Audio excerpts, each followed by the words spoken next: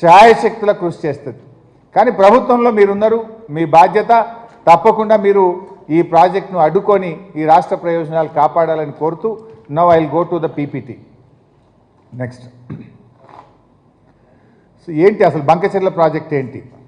కృష్ణా జలాల తరహాలోనే గోదావరి జలాలను చెరపట్టేందుకు ఆంధ్రప్రదేశ్ ప్రభుత్వ ప్రయత్నం. రోజుకు 2 టీఎంసీల సామర్థ్యంతో మొత్తం 200 టీఎంసీల తరలింపు. 80,000 కోట్లతో బంకచెర్ల ప్రాజెక్టు నిర్మాణానికి ఆంధ్రప్రదేశ్ ఈ నెలాఖరులో టెండర్లు పిలువబోతా ఉంది. 150 టీఎంసీల నిల్వ సామర్థ్యంతో బొల్లంపల్లి వద్ద భారీ కృత్రిమ జలాశయ ప్రతిపాదన. ఇక్కడ ఒక పాయింట్ కూడా మీరు అర్థం చేసుకోవచ్చు. గతంలో కేసీఆర్ గారు 50 టీఎంసీలతో మల్లన్న సాగర్ కడితే నది లేని చోట 50 టీఎంసీలతో అంత పెద్ద రిజర్వాయర్ కడతారా, అంత అవసరమా అన్నారు. ఇలా ఆంధ్రప్రదేశ్ 150 టీఎంసీలతో కృత్రిమ జలాశయం నిర్మిస్తూ ఉంది. కృష్ణా పెన్నా బేసిన్ ప్రాంతాల సాగు, తాగు, పారిశ్రామిక అవసరాల కోసం ఈ నీటిని ఉపయోగిస్తారు. నెక్స్ట్ ఇది మ్యాప్. ఆంధ్రప్రదేశ్ ప్రభుత్వం సమర్పించినటువంటి ప్లాను. పోలవరం నుంచి వారు మన ప్రకాశం బ్యారేజ్ నుంచి బొల్లంపల్లి రిజర్వాయర్ నుంచి మన బనకచెర్ల రెగ్యులేటర్కు తీసుకువెళ్తున్నారు. మొత్తంగా ఇందులో ఈ రెడ్దంతా కూడా టనలు. ఇది plan of the flow diagram of Godavari Bankacherla link. Next so ఇది 3 సెగ్మెంట్స్ చేసిండ్రు. Segment 1 Polavaram to Prakasam barrage, segment 2 Prakasam barrage to Bollampalli reservoir, segment 3 Bollampalli reservoir to Banakacherla regulator. 3 భాగాలుగా 80,000 కోట్లతో ఈ ప్రాజెక్టును ఆంధ్రప్రదేశ్ ప్రభుత్వం చేపట్టింది. నెక్స్ట్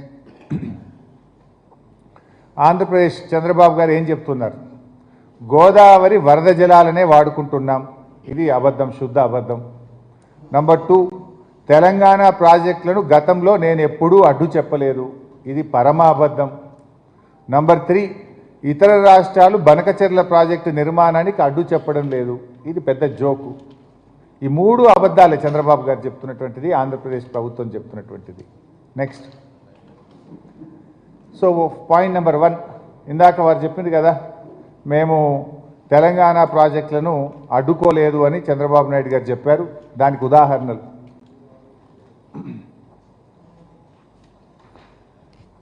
ఫస్ట్ కాళేశ్వరం ప్రాజెక్టుకి ఇచ్చిన అన్ని అనుమతులు రద్దు చేయాలని, పనులు తక్షణం నిలిపివేయాలని కేంద్ర ప్రభుత్వానికి ఆంధ్రప్రదేశ్ ప్రభుత్వం రాసిన లెటర్ ఇది. కాళేశ్వరంకు సిడబ్ల్యూసి నుంచి 10 అనుమతులు వచ్చినాయి. ఫైనల్ క్లియరెన్స్ టీఏసీ అంటారు, టెక్నికల్ అడ్వైజరీ కమిటీ. దాని అనుమతి కూడా వచ్చింది. అన్ని అనుమతులు వచ్చినాక కాళేశ్వరం మీద 13/6/2018 అప్పటి చంద్రబాబు ప్రభుత్వం రాసింది, in view of the above it is requested that the clearance of technical advisory project of Telangana may please be reviewed, as in any case the Kaleshwaram project requires to be approved by the Apex Council. Meanwhile, the state of Telangana be directed not to proceed with further execution of the Kaleshwaram project until provisions of the AP Reorganization Act are complied with. వారు ఏమన్నారు? కాళేశ్వరం అనేది యాక్చువల్గా it's a old project, it is not a new project. Pranahita Chevella ప్రాజెక్టుకు కొనసాగింపే Kaleshwaram project. Pranahita Chevella ప్రాజెక్టును 2007లో ఉమ్మడి ఆంధ్రప్రదేశ్లో 7 లింకులు 28 ప్యాకేజీల కింద టెండర్లు పిలిచి పనులు స్టార్ట్ చేసినారు. నేను మొన్నటి ఇచ్చిన ప్రజెంటేషన్లో 7 లింకుల్లో 6 లింకులు సేమ్. ఒక్క మొదటి లింకు మాత్రం తమ్మిడిహట్టి దగ్గర నీళ్లు లేవు కనుక సిడబ్ల్యూసి సూచన మేరకు మేడిగడ్డకు మార్చాము.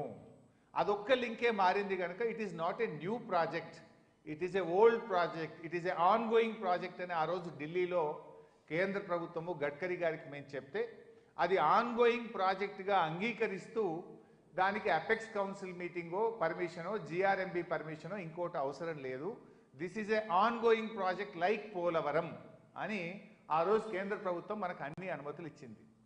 అనుమతులన్నీ వచ్చి ప్రాజెక్టు పూర్తయితున్న ప్రాజెక్టును ఇదే గోదావరి నది మీద కడుతుంటే అనుమతులు రద్దు చేయండి, పనులు నిలిపివేయండి అని ఆ రోజు చంద్రబాబు నాయుడు ప్రభుత్వం కేంద్రానికి రాసిన లేఖ ఇది. ఇప్పుడేమంటుండు? గోదావరిలో చాలా నీళ్లు ఉన్నాయి, నేను వరద జలాలు తీసుకుపోతున్నాను. మరి చాలా నీళ్లు ఉంటే మా గొంతు నొక్కే ప్రయత్నం ఎందుకు చేసినావు? ఆనాడు మా కాళేశ్వరం ప్రాజెక్టును ఎందుకు అడ్డుకున్నావో ఇవాళ సమాధానం చెప్పాలనా వద్దా?